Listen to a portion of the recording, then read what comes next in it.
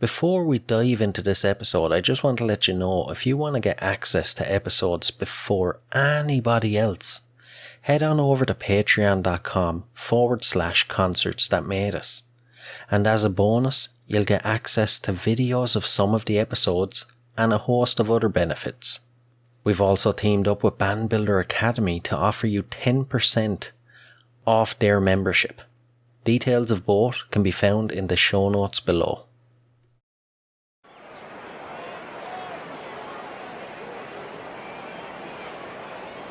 Is everybody in? Is everybody in? The show is about to begin.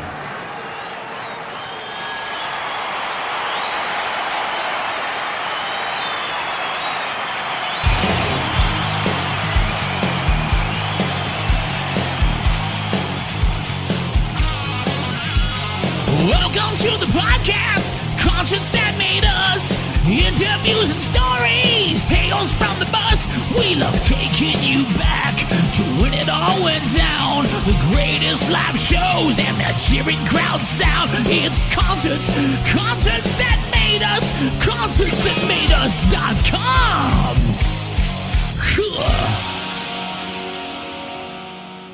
Hi, this is Jesse Switchblade from Deadline, and you are listening to Concerts That Made Us. Keep rocking.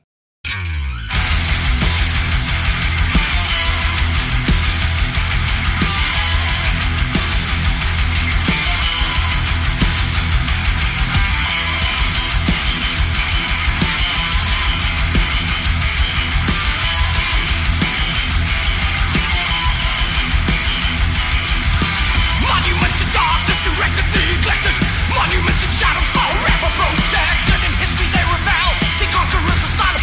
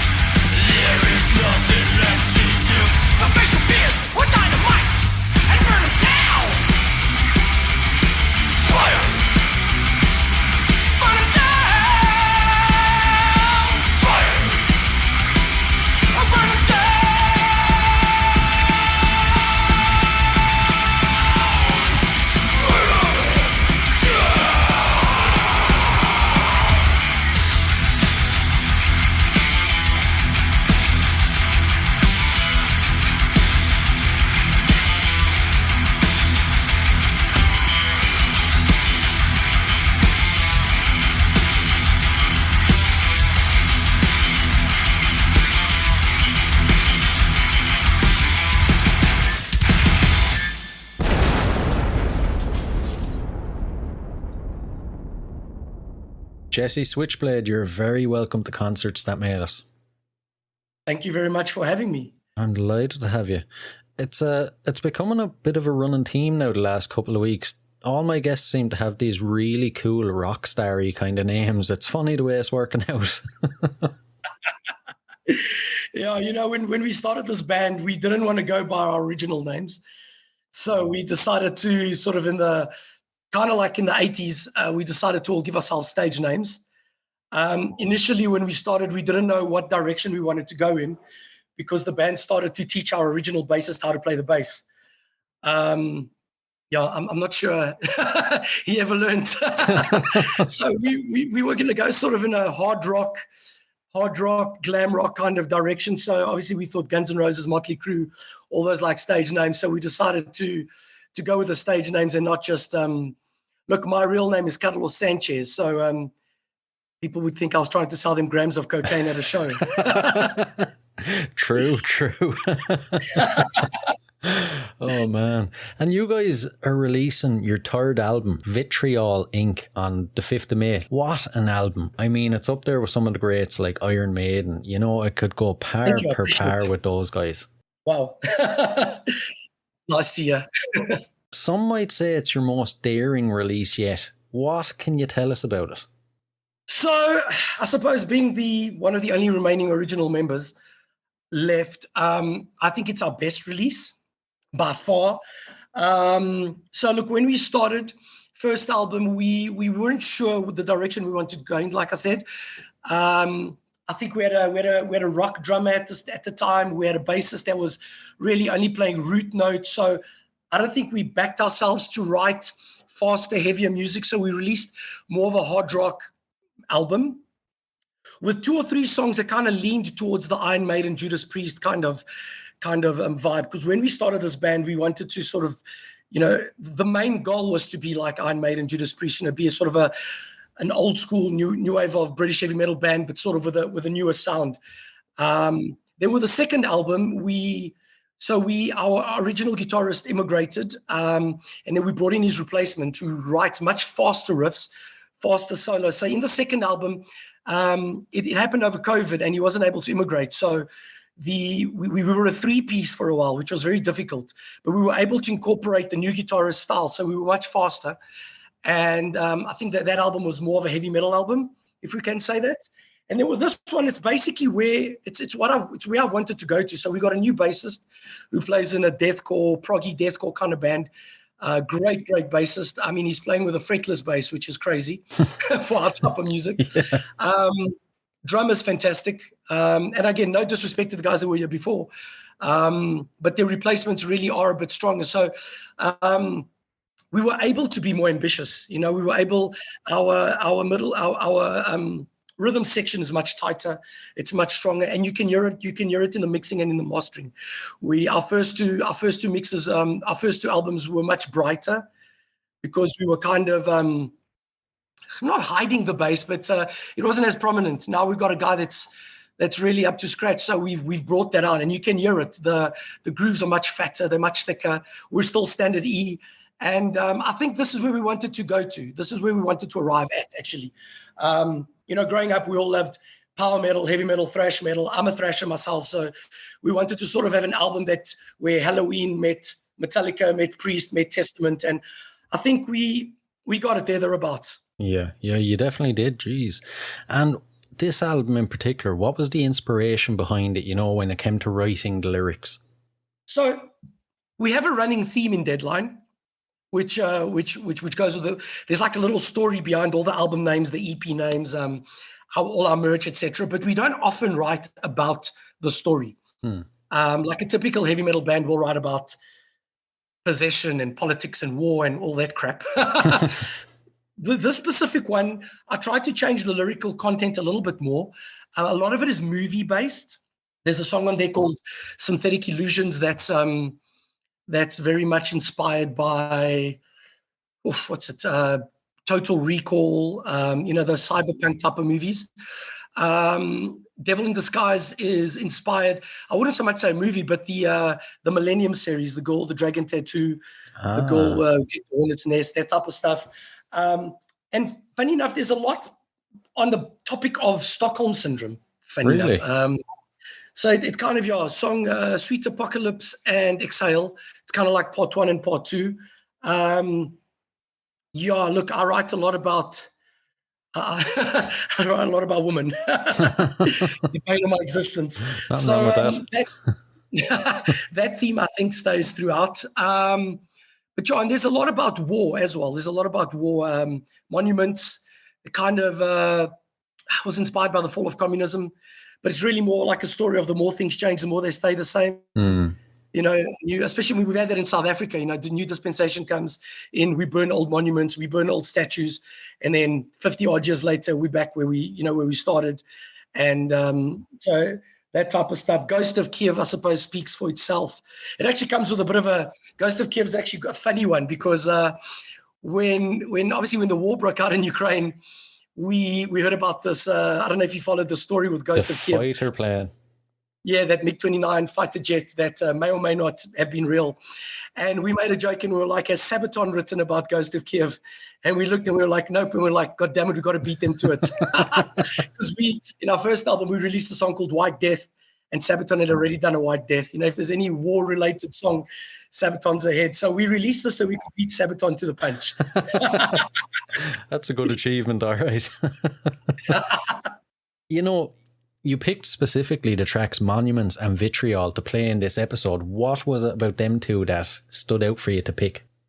Monuments, because since it was released, it's been our most streamed song.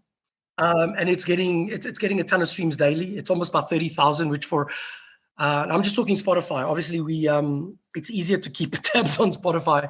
I think for a band like us, it's quite, excuse the pun, monumental. It's been going down really well live, and I think it kind of encompasses sort of what, you know, where we wanted to go to, you know, what we wanted to achieve. Vitriol, because the album's called Vitriol Inc. We see Vitriol as the title track. It's really a continuation of the story of this whole Deadline Lady Blitzkrieg story, which we started with the first album. And yeah, I think Vitriol is kind of, if you add all the components up, your answer would get to Monuments and Vitriol. Yeah, yeah. And something I was very intrigued by is you guys are the pioneers of the new wave of South African heavy metal. How did you go about achieving that title? Is that a genre you created yourself, or did you just take it over? No, it's tongue in cheek. It's you won't believe it, but 55 million people in South Africa, and we're the only old school heavy metal band. Jeez. So there's one, I mean, you can imagine metal's not very big here. So there's one glam rock band. Obviously, there's a lot of doom and sort of stoner rock have become quite big worldwide. So a lot of those have come through, and obviously death metal and deathcore and metalcore. There's a lot of that. So we took the piss, because when we started, a lot of the younger kids were calling us dad rock. Right. So we came up with this new wave of South African heavy metal. It was really just tongue in cheek, and it was to take the piss, and it stuck. And till this day, there's no other old school heavy metal band, I'm afraid. Right. And, you know, you formed in 2014, and since then you've grown a dedicated fan base, and you've won 6 South African heavy metal awards. Personally, what has the journey been like for yourself? I mean, look, it's quite an interesting one, because we never expected to release an album. I mean, we didn't expect to print a shirt or release a single, let alone an album. You know, when we started this, we were pretty cognizant of our shortcomings. Like I told you, our bassist couldn't play. He was playing root notes. Our drummer was a basic 4/4 drummer. And we were sort of in our middle 30s, and we just wanted to have fun, you know. And we actually, funny enough, we exploded after... what a sad story, but anyway, we exploded after we didn't win the battle for Maiden. So Iron Maiden came over in 2016. They were busy touring their Book of Souls album, and the promoters and were with another promoter who actually has quite a bad name in the scene. They decided to do a battle for Maiden, and the winner would open for Iron Maiden at the Joburg show. And we made the final, and we didn't win. And Yeah, there was a few bands that could have won, but the band that won was the worst on the night. And then it came out that the whole thing was rigged. Oh man. And because we were the only heavy metal band that actually that made it to the final, because the rest of the bands were hard rock, punk. I mean, the band that won was like cowboy rock. I can't even explain it to you. Anyway, so the metal scene got just, they got behind us. And funny enough, that's how we sort of started building. So from there on in, people wanted singles. They wanted shirts. We started getting booked all over the country. We started getting booked to Botswana. And when we looked again, we were in the studio recording the first album. With a bunch of guys that had, first of all, they'd never even played live until Deadline, and then they'd never seen the inside of a studio until Deadline. So to have made it all the way here, having lost 60% of our original squad, in a obviously an environment that doesn't promote heavy metal, let alone dad rock. It's been a great journey. We've all got day jobs. I used to be an attorney. I'm now a banker. The guitarist, Judgmental, he's an attorney. Our guitarist, Skullprit, is a business analyst. So, this is, I suppose it's better than a round of golf. True. And definitely day jobs that you would never, ever in a million years associate with a metal band. It's something we always wanted to do. And the fact that we got to do it, even at the level that we've done it at, has been great. Funny enough, we got a really good following in South America. And just before COVID, we were going to do a little tour to Brazil, Argentina, and Ecuador. Unfortunately, it didn't pan out. And anyway, when we came out of COVID, it was just aches leaving left, right, and center. So, yeah, I get you. At this stage, so I usually like diving into my guests' history when it comes to music to give the listeners a sense of where you come from. So if you can you remember your earliest musical memory? Oh, yes. So I wasn't really bothered by music. I wanted to become a professional football player. Right. Big Benfica fan in Portugal and in the UK, big West Ham fan. Right. And I remember I started listening to Queen and Dire Straits, and they were kind of my gateway drug. I was totally in love with Dire Straits. Everything Mark Knopfler was doing was like music to my ears. And then from there, I was going to, funny enough, an Irish Catholic school, Christian Brothers College, CBC, which was run by Irish brothers. And they were, again, we were going through in the early 90s in South Africa, we were going through the satanic panic where everybody was like, if you play this backwards, you hear the devil talk to you, and Papa Smurf is evil. And so they told us that Kiss and Wasp and AC/DC and those bands were really evil. So I just wanted to get my hands on them for sort of case study. So I got my hands on Razor's Edge by AC/DC and Appetite for Destruction by Guns N' Roses, and completely fell in love with the sound. But it wasn't until I went to Portugal the following year when my cousin played me Live After Death, Iron Maiden's live album from the Power Slave tour, that I just completely fell in love. I couldn't even get past the first song, which was Ace's Eye. I think I played it 10, 12 times over on vinyl. By the time I finished with The Trooper, that song 3, I think 3 hours had surpassed, and that was it. I sold my soul to Iron Maiden right there and then. And growing up, did you grow up in a very musical household? Was there support for music at home? Oh, no, not at all. Right. No, very strict Catholic Portuguese parents. Yeah, no, look, very, unfortunately, look, we grew up in Pretoria West, which is where a lot of the Portuguese people grew up. All the Portuguese families were there. And I was the only Portuguese guy listening to heavy metal. So unfortunately, I got pretty ostracized by the community from day one. They were all listening to Mariah Carey and Tony and Tony Braxton and all the hip hop and R&B and rave. And I, look, somewhere along the line, I really got into grunge. And that kind of got me, the Pearl Jams and the Soundgardens of this world kind of saved my life a little bit. I struggled with. It was only once I got to varsity that I was able to meet some like-minded people and, start sharing my passions for bands like Sepultura, Testament, Iron Maiden, etc. Yeah. That's a long time to finally find your community, I suppose. Yeah, no, South Africa's a tricky place. yeah, I've heard. And, when it comes to gigs growing up, what was the local music scene like So look, I must say, we got quite lucky. The South African music scene started booming right about from 1994. Right.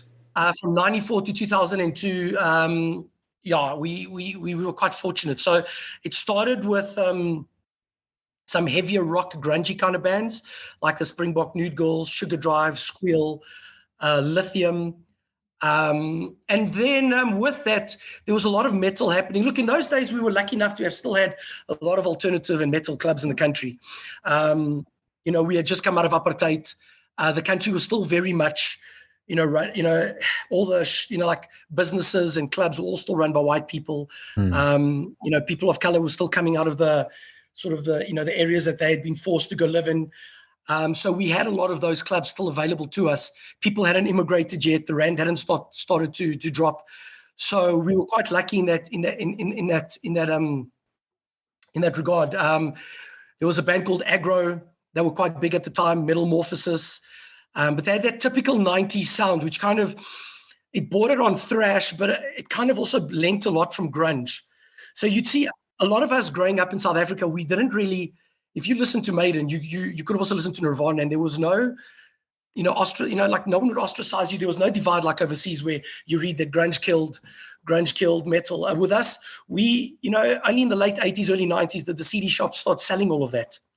Because we were coming out of apartheid and we were coming out of all of that. So if you listen to Ugly Kid Joe or Nirvana, you'd have Sepultura, Megadeth, Anthrax on the same tape that you were taping back then, because you were just happy it was like freedom. So at the same time, Seether was coming through. I'm sure you know. Oh yeah. Seether, they were known as Sarin Gas. So they were quite a big band back in the day. So we tried to catch a lot of those shows, and we were quite lucky. The scene was quite alive up until around about 2006, 7, 8. And that's when things started, a lot of people started immigrating, violence, going out at night started becoming a little bit trickier. And then, and the scene since then, unfortunately, it's just less and less people. So, yeah. Yeah. And I suppose other genres probably overtook rock and metal as well, really, like EDM and pop, I suppose. Yeah, of course. I mean, anything to be popular, unfortunately metal is still shunned upon. Yeah. And it's become worse after COVID. Look, I mean, some bands still have quite a bit of following. We've got a band that broke recently called Vulvodynia. They're quite huge overseas, deathcore band. In fact, a lot of people credit them as the fathers of slam, which is incredible.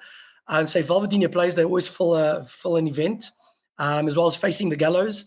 They're a metalcore band, very much in the Parkway Drive kind of mold. But with us, it's hit and miss. We'll play some gigs and they'll be packed, and then other gigs we'll be playing to the crickets. It's It really just depends on the night. In the middle of the month is tough. So whenever we organize gigs, we try to play beginning and end of the month after people have been paid. Yeah, unfortunately, it's a good strategy. The reality of things over here, Yeah. And as a concert goer, then I'm sure you've attended some pretty cool gigs in your time. What concerts would you say have made you? So I've been doing this since 2007. I'm obsessed. Look, Maiden, nothing is better than Maiden live. Oh, yeah. I've seen him 10 times, and I don't think there's a better band than Iron Maiden. I've tried to model our live shows after them. We're very energetic and aggressive on stage. We have a lot of props, and so they're an obvious influence. Best bands I've seen. Hopefully Metallica in 34 days' time at Download. Oh, man. Terrible lineup, but I had to go see 2 shows in 3 days. Machine Head Download 2007, incredible. Rob Flynn is so good with the crowd. Halloween at Wacken 2018, when they did the Pumpkins United tour. My God, they were so good. Wasp at Hellfest 2009. There's so many. And then there's always like these massive surprises, like Godsmack. Yeah. I wasn't even a Godsmack fan, and I was at Graspop in Belgium a few years back, and I was on my way to Korpeklani, and they started playing, and I was like, hell yeah. And there's a band that always comes to mind that I always tell everyone, I'm like, it's Papa Roach. I'm not the biggest Papa Roach fan. Right. But holy hell, I've watched them now 6 times, and goodness, they bring the fire. They're one of the greatest live acts I've ever seen. Yeah. And it's show after show after show. Like Jacoby just seems to get better and better. Like, wow, yeah. That's probably one of my best memories of going overseas and watching bands is actually Papa Roach. Jeez, that's the first time I've heard that now. I always assumed it would be good, but yeah. I love his energy because, look, I've got a lot of energy. There's not a show where I don't bleed, where I don't hurt my knees. You know, I'm always jumping around, and I love his energy. He's just able to put you in the palm of his hand. And whether you like Papa Roach or not, by the end of that show, you've joined their army. Yeah. I have to ask this now. Is there a band you've seen live that maybe your followers or your fans would be surprised by? Ronan Keating. Oh, man. Really? I had this girlfriend that insisted on taking me to all these pop bands, all from your neck of the woods. So first it was Westlife. Oh, man. Then it was Ronan Keating, although I did enjoy Ronan Keating. I'm not going to lie to you. Okay. He did this little thing in between where he wanted to give praise or give thanks to all the Irish artists. And he played Brown Eyed Girl by Van Morrison. Yeah. He played Where the Streets Have No Name by U2. I'm a big U2 fan. And he played Whiskey in a Jar. And I was quite impressed by that. Yeah, that was pretty cool. Right. I have to say, I never thought I would see the day where Ronan Keating and Westlife were mentioned on the podcast, let alone in the same sentence. Curses. I've seen Westlife twice, by the way. Oh, man. You know, you're just digging that hole deeper for yourself now. You could have not said that. It's even worse now because she married another guy. Oh, hey, at least you're off the hook for the Westlife gigs. No, goodness, they were so boring. Yeah, I could imagine. And the worst thing is they're back together and touring at the moment. So, I guess so. Yeah. Oh, man. Oh, God. Right, let's move on to your own gigs. You've mentioned a couple of things about your own shows, but what can listeners who haven't seen one of your shows expect? Give them the full experience. Oh, wow. We have a lot of energy, a hell of a lot of energy. I burn a hell of a lot of calories. I suppose we don't have we obviously don't have the budget that Maiden has. So I'd hate to say a poor man's Iron Maiden, but that's really what it is. I throw myself around. I jump. Look, if there's a crowd, it's a bit of stage diving, but people don't really, there's not a lot of moshing to our music. It's more headbanging, but I'm always, if we sing in a small club, I'll jump on the bar. I'll come sing in the crowd. Expect me to whip your girlfriend away when I'm singing Rebel Yell. We do a really cool cover of Rebel Yell. A lot of, from masks to lasers on my hands to cowboy hats. So look, I normally wear something for each song. We do a cover of Ghost Square Hammer where I've got my own little Pope hat, whatever you call it, and a cross. So yeah, we're very theatrical, very energetic. It goes, sometimes there's tears, sometimes there's blood, sometimes I'm punching the shit out of everything. Expect a broken mic stand. I'm quite aggressive on stage. Right. Yeah, I suppose when I first started out in bands, I was in a grunge band for many years, but we never really saw the light of day. And then with work and everything, I gave up. And then in 2012, I started again. We started a Metallica tribute act. Okay. Called Gunship.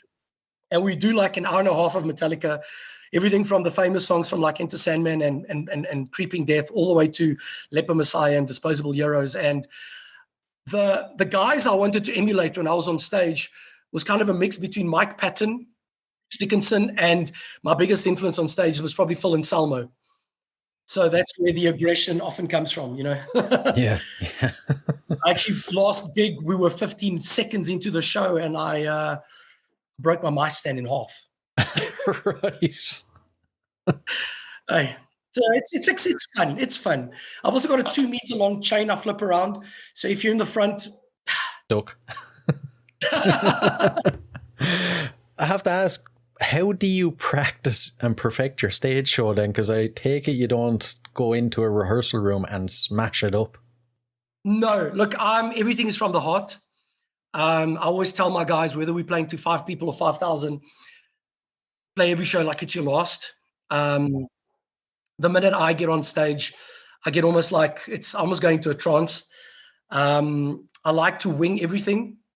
So if I'm climbing up the rafters or the ceiling or whatever, it's part of that show. Maybe the next show I'll be more on my knees. It depends. I watch a lot of WWE.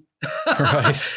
It's taught me to improvise on the spot. So yeah, I mean, look, it depends on the crowd. You know, you can also gauge a lot of what you can and can't do with the crowd. You know, if they're awake to what you're doing, if they enjoy what you're doing, if you've got to tone it down a little bit.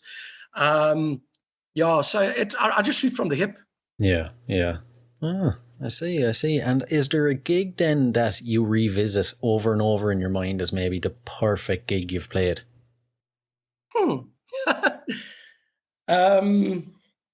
Goodness, with the sound that we often have, I don't know. You know, there's a few. I think our launch gig when we launched Black Wolf City, our debut album, on 15 October 2017, just because of how many people were there.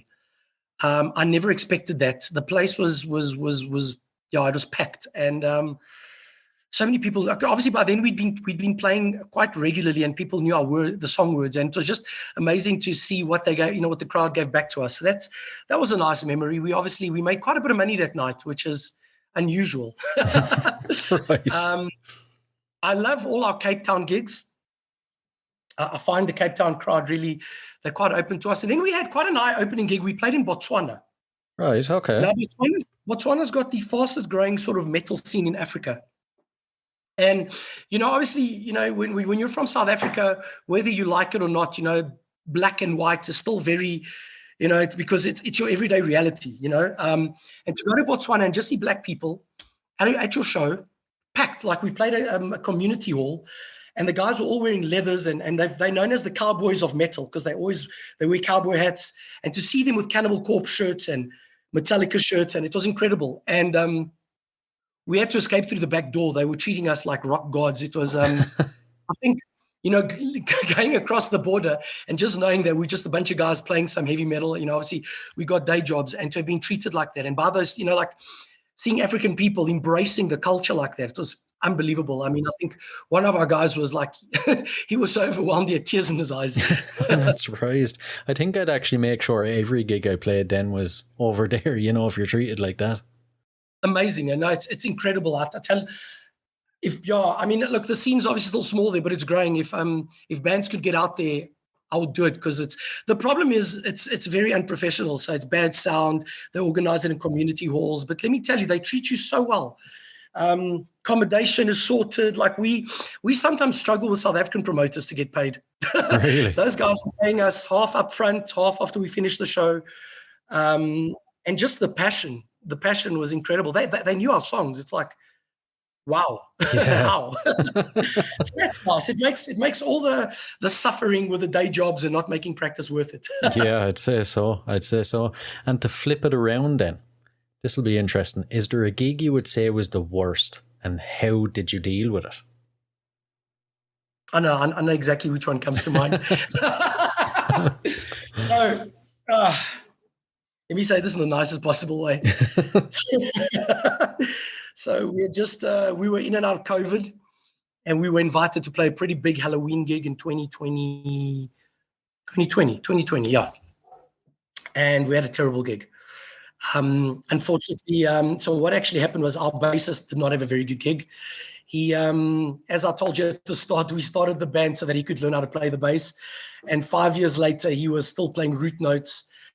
And shame, look, he was going through a lot of, stuff in his personal life as well. His dad had just passed away and everything. But unfortunately, his bass was on quite loud on the stage, and I followed the bass, and I started singing out of key. All right. And a lot of the musos in the crowd, including some new up-and-coming bands, which are doing really well at the moment, they started walking away. And that obviously hurt my ego. Because, obviously we're an older band. By then we were quite established. Now you got these kids that you could see they're laughing at you. And he just couldn't sort himself out. Every time I asked him, did you tune your bass guitar? He was like, no, but Sean tuned it for me. That's our other guitarist, Skullprit. And then I started shouting at him on stage. I'm like, why didn't you tune it yourself? Like, why can't you tune your guitar? And this thing just, it snowballed until eventually I screamed at him and I told him to switch his bass off, and my mic was on. Oh man. Yeah, there's something to say about a Portuguese temper. So yeah, man, that was unfortunately. Look, the whole band, left quite upset after the show, and I suppose that was the catalyst to him eventually leaving. But yeah, look, I mean, it was unsavory. Not only the fact that we messed up so bad, but obviously, I suppose my reaction to it, how I wasn't able to. But I suppose it's when you're dealing with. We had a few gigs post COVID, and obviously we were very blessed to still be playing.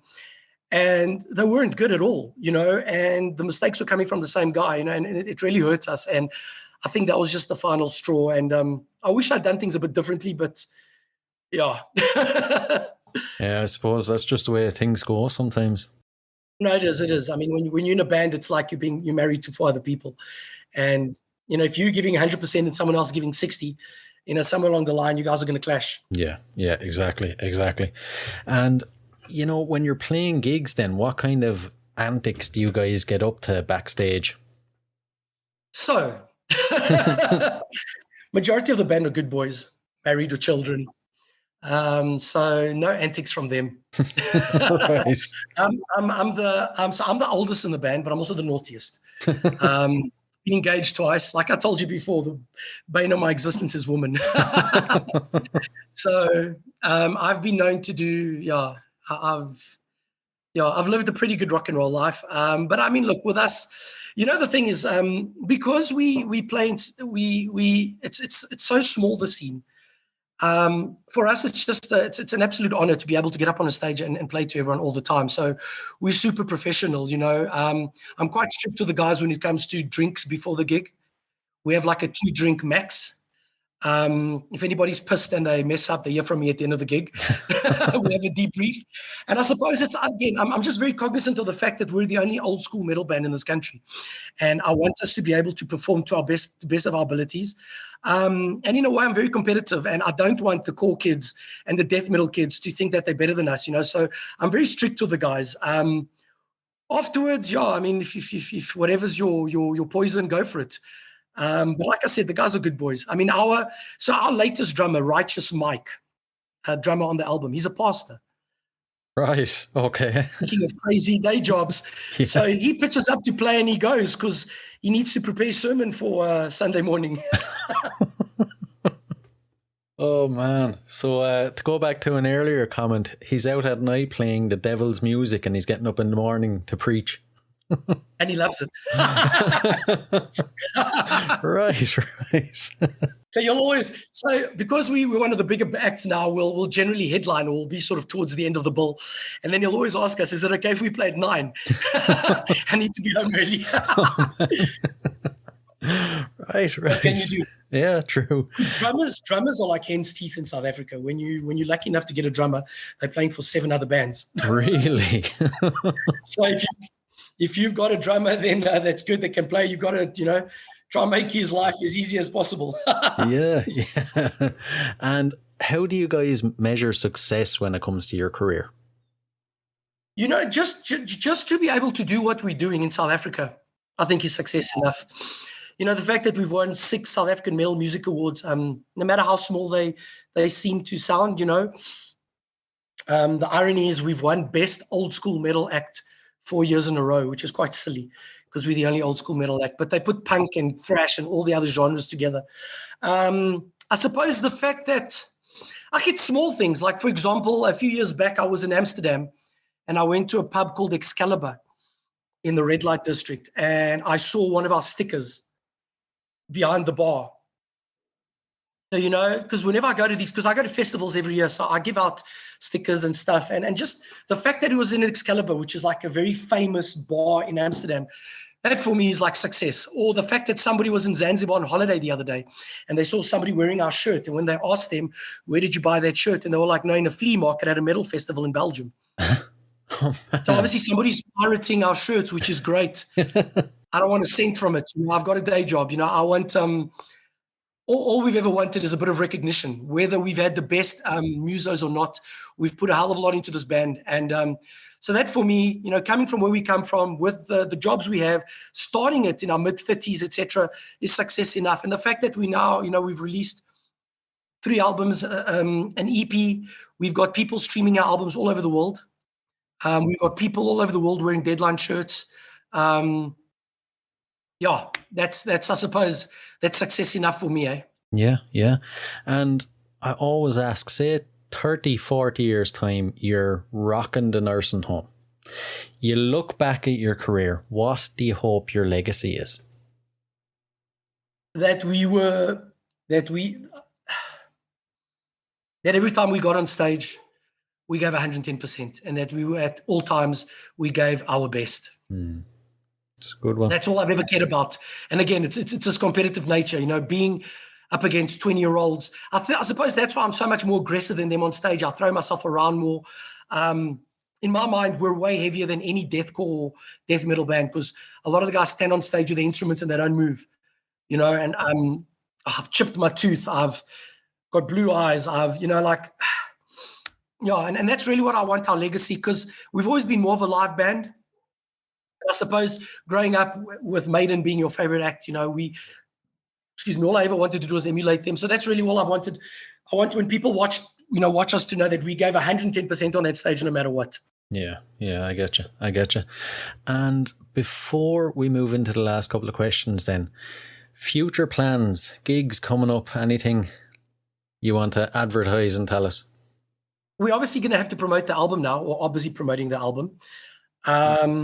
So this last weekend we played at a festival called Untertage, which was our unofficial launch for the album. Unfortunately, we weren't able to play a show on the 5th because logistics. Right. Logistics. You know, it's South Africa. Mind you, I see Anthrax just cancelled the European tour, so it's not just us. So we're going to be playing 26th of May. We're taking the album launch tour to Cape Town. Then we fly back on the 27th. It's in Joburg. And then we're back home on the 2nd of June. And we've got some nice bands supporting us on all of these shows, mostly metalcore and death metal. But I mean, there's nothing else that you can do about that. You're not gonna be able to get any old school metal acts. And we're looking forward to that. New merch is, we've got new merch, shirts that are similar to obviously the singles we released. We are going to print some physical copies of the album. So we're looking forward to that. So all our originals, we write in the first page, we write a little bit about the story, about this infamous Lady Blitzkrieg that returns to the fictitious city of San Lombardo to kill Deadline. So that's really sort of the theme. She's our Eddie. I mean, unashamedly so. Right. And we'll dive into the last couple of questions. So everybody gets these, I'm afraid, so you can't get off the podcast till you answer. If you could see any performer from history in concert from one night only, who would it be? Good question.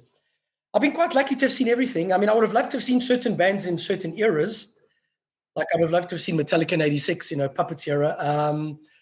But I suppose out of bands I've never seen, I would love to have seen Pantera circa 93, 94, when Phil was at his craziest. I know the whole world is pro Dimebag Darrell and his brother. I'm very much pro Phil and Selma just because he shoots from the hip, and I'm very much like that. So when he got into trouble for that Nazi thing, look, I mean, he's obviously at his side of the story, etc., etc. I was very supportive of him, not because of what he did, but just because I feel for him. Phil's always been a guy. What I've loved about Phil was the fact that he was shot from the hip, and you never knew what you were getting. Yeah. So I would love to see them in the height of their powers. And maybe, one more. Sorry, no, it was probably above that. Sepultura after they released Arise. That was the most dangerous band in the world. 1990, 91, 92, up until Chaos AD. I've seen some of their shows.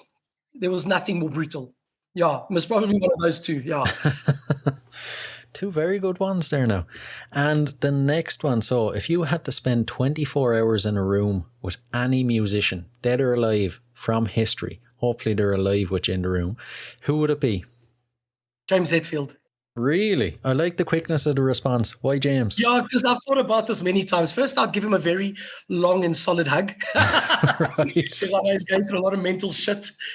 And he's just one of my biggest influences. I mean, I know people love to hate Metallica, but if you ask any metalhead what's their top 10, 20 favorite albums, I can guarantee you Kill 'Em All, Ride the Lightning, Justice and Master of Puppets will be there. I know people always moaning about the production on Justice, but when I was 14 years old and I heard Justice for the first time, I knew nothing about production, and I was like, this is so cool. I just I find that obviously by being the biggest metal band, you can do whatever you want. For the most part, I suppose in many people's eyes, they failed. In mine too. When they released Load and Reload, I thought, goodness gracious, I want nothing to do with these guys. But I just love the way they always find a way to find something new to do. Whether it's shooting a movie concert like they did with Through the Never, or whether it's doing what they did with that Lulu album, which I completely don't like, but it doesn't matter. It is what it is. Whether it's 2 shows in 3 days, they always somehow, Symphony and Metallica, always manage to somehow be the first to do something. And I respect that. And I have a lot of questions I'd love to ask James. Yeah. And I have 2 questions for you based on Metallica. So first one, what did you think of Saint Anger? And the second one, what do you think of the latest album? Okay, Saint Anger, absolute rubbish. Right. So I'm the biggest Metallica fan, but I only like 6 of their albums. Look, Saint Anger, I wasn't ready for Saint Anger. I think I know why they released it, and I understand it. And if you see it sort of individually at that moment in time, it is what it is, really. I've heard them play Saint Anger live where it sounded really good, with happy drums, properly tuned. Unfortunately, the bands that they were trying to compete with at the time, like the Systems of a Down and the Slipknots, etc., Korn, were releasing better albums. It is what it is. The new album, so I was expecting very little, so I don't necessarily hate it. I think for guys that are in their 60s and or 59, 60, and especially because James has been going through a lot of, he went back into rehab and the divorce, and you can actually hear it in his riffs. You can hear the sadness in a lot of these songs, If Darkness Had a Sun, etc., etc. But I'm just happy they're releasing albums. I think, like, I didn't like the previous Maiden album either, and I was just happy they were releasing an album. I don't look to Maiden, Megadeth, Metallica to release albums I love anymore. I've got Soilwork for that, and Spirit to Drift, and there's so many others. I don't look to the older bands to keep producing what they were producing. As far as I'm concerned, most great bands only really have 4, 5, or 6 really great albums. Yeah, true. And I'm talking Michael Jackson to U2 to Metallica to Maiden. So there's so much good music at the moment from I don't know if you know Spirit to Drift, such a great rock band. Skeletal Remains in the death metal scene. There's so many great new bands, so I don't look to the old ones to keep. I'm happy that they can't release Ride the Lightning anymore. But I do know all the words to Lux Eterna now, I think. Right. I was actually the exact same, though. I wasn't anticipating anything great, and I was almost expecting another Saint Anger, but it's better, it's good. I feel like I really need to do a deep dive on it and listen to it. Yeah. Look, I haven't yet. There's a part of me that wishes they'd done another Saint Anger because Kirk's solos aren't, they're just lackluster. There's no energy, there's no emotion. But the reality is, and I think this is the big mistake metalheads make. We always expect our favorite bands to keep releasing our favorite albums. It's not going to happen. Right now we have Gojira and Sabaton and Ghost and those bands. Ghost are releasing good albums. Soon they're going to become stale. Yeah. Just like Slipknot a few years back were releasing great albums. But the last few albums, it sounds like Slipknot playing a Slipknot album, and that's really, it's the metamorphosis of music, man. There's always going to be a bigger, better thrash metal. Look at, what is that thrash band, Power Trip? Power Trip, when they released Nightmare Logic, wow, that was like the best thrash metal album since Sepultura's Arise, sorry. But that's the thing, you can't expect your heroes, they get older, they start playing for different reasons. James isn't half as angry as he was when he wrote Ride the Lightning, you got to understand that. And there's angrier bands out there now. There's 20-year-olds that are writing good music, and there's nothing wrong with supporting them. The scene needs to keep evolving. Yeah, that's it, or else it'll die out. And the final one, so what song would appear on the soundtrack to your life? Oh, man. Most probably Machine Head's Imperium. Right. Why so? I feel like I've been fighting people my whole life. And Imperium is a bit of a call to arms, you know. Oh, that riff, goodness. You know, they'd hear me now, this I vow, no fucking regrets. Fuck this shit, no goddamn slave, I'll be indifferent. Look, Rob Flynn knows how to deliver a message. Love him or hate him. Goodness, that man's emotional. So yeah, he's a Cancerian. No wonder. And I'm not big into horoscopes. It's my girlfriend that got me into this. Okay. No, but yeah, Imperium by Machine Head. I've got it tattooed on my right leg. So yeah, let's go with that. Has to be that one. So listen, Jesse, it's truly been an absolute blast now. I've really enjoyed it. Thanks a million. Thank you for having me. Really appreciate it.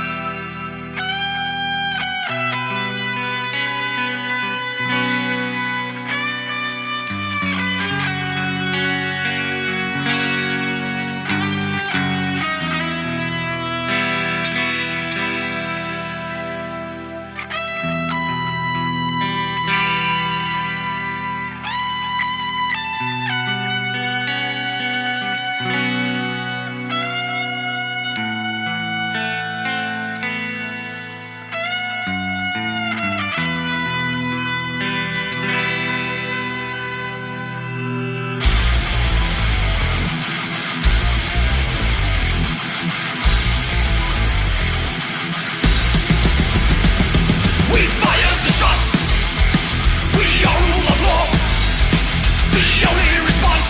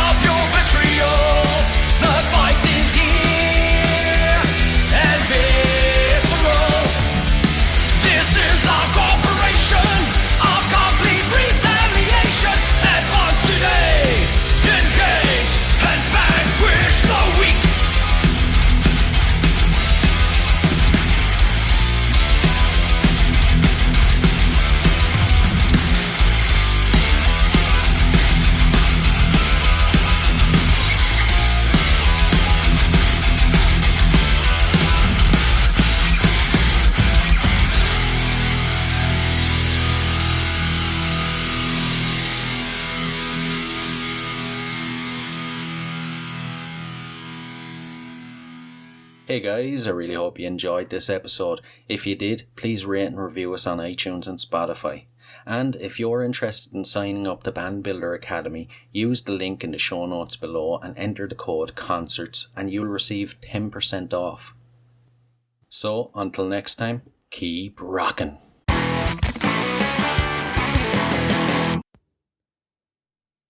Hey, what are you guys still doing here? The show's over. It's over. You can go home. Go on. We'll see you next time. We'll be here. Bye.